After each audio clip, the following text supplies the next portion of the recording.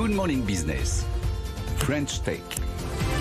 Il est 6h44 et dans la French Tech, on va parler de vin et du vin qui a un petit cœur. Avec vous, Alexandre Hermenot, vous êtes le PDG d'Onafis. Vous avez créé un électrocardiogramme du vin. Vous annoncez ce matin une levée de fonds entre 3,5 millions et 5 millions d'euros. C'est quoi un électrocardiogramme du vin ? Alors bonjour à tous. Du coup, en fait, on a créé un outil qui permet aux chefs de cave, aux vignerons, de suivre le battement de cœur de leur bébé qui se trouve en cuve, en fort ou barrique. Et en fait, on va suivre un certain nombre d'indicateurs qui vont permettre justement de piloter son vin correctement, piloter aussi des produits annexes derrière pour gagner en fait en consommation énergétique également. Alors l'objet, vous l'avez apporté sur ce plateau, donc j'imagine qu'on le met dans le fût par le trou du tonneau, notamment. Et qu'est-ce qu'il y a comme capteur dedans ? Il faut rappeler que on ne l'a pas dit d'ailleurs, que vous l'avez développé avec le CEA. Oui. Donc c'est bourré de technologie. Et qu'est-ce que vous allez décrypter dans le fût de vin ? Oui. Donc ça, c'est la version barrique. Ouais. Donc il y a un gros bouchon et on le trempe, hein. C'est l'idée. Ça fait partie d'une de nos forces, où en fait on s'adapte à toutes les méthodes de travail du domaine, que ce soit de la cuve, de la barrique ou de l'amphore, que ce soit sur du blanc, du rouge ou du rosé. Et on a plus de 14 capteurs en fait embarqués dans ce système, qui va permettre en fait de, entre guillemets, scanner le vin pour détecter des dérives non souhaitées.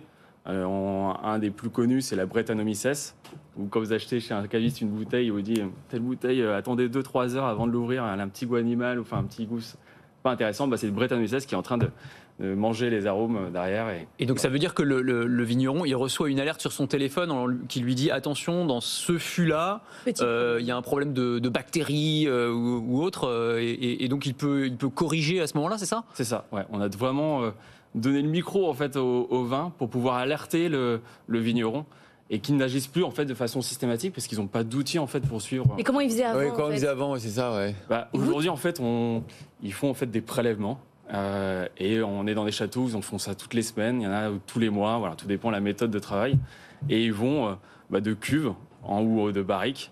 Et les prélèvements, ils les envoient dans des labos, des choses comme ça, c'est ça ? Là, donc ils peuvent faire en interne ce qu'avant ils faisaient avec des prestataires externes. Exactement. Ouais. Donc du coup, ils ont vraiment cette analyse. Et c'est de là où est venue l'idée en fait.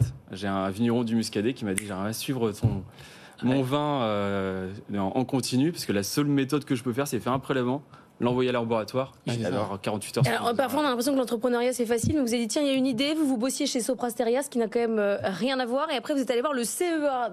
Comment ça s'est passé toute cette transition ? On a eu quand même plus de 3 ans de R&D avant de pouvoir sortir notre premier produit. On a un autre, justement, celui-là c'est suivi d'élevage, on a un autre sur la suivi de fermentation, on a sorti 1 an après. Et on a travaillé avec le CEA, donc le Commissariat d'énergie atomique, mais qui est un des plus grands centres de recherche européens, il faut le savoir.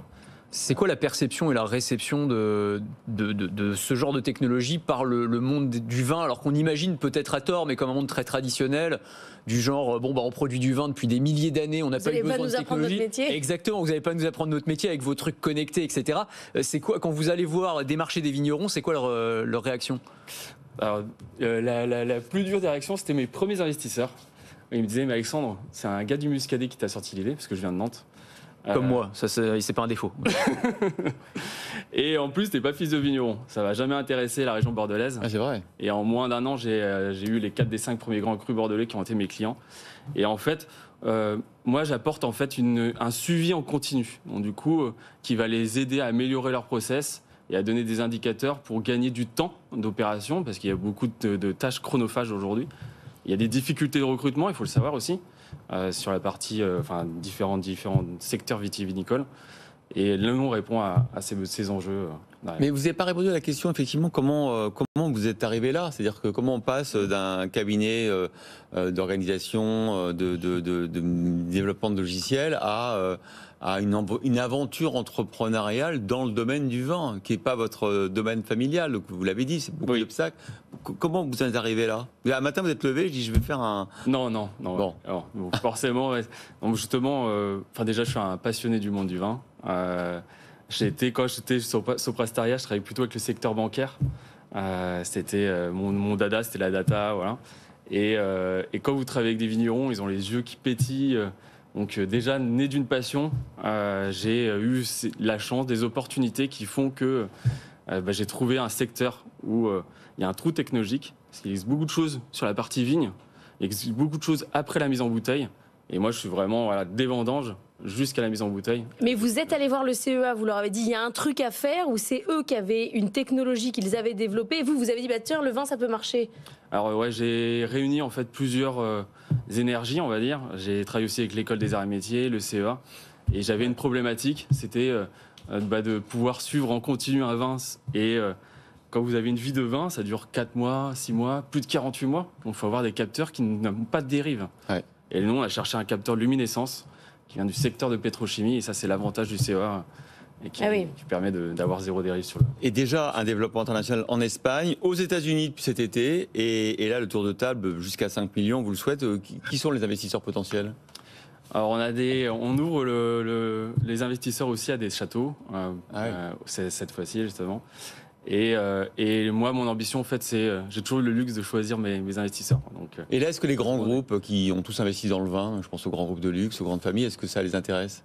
Oui. Ah, peut-être du Arnaud, peut-être du Pinot, on verra tout ça quand vous aurez dévoilé votre tour de table. Merci beaucoup Alexandre Hermenot, PDG Donafis. Ça veut dire quoi d'ailleurs? Ah, rien en fait. Avant ça s'appelait Chez Connecté, et quand on est parti en Espagne, Chez ça veut dire chèvre en catalan. Donc du coup, ça n'était plus du tout le même secteur d'activité. On comprenait mieux en français quand même. Oui. Merci beaucoup d'avoir été avec nous.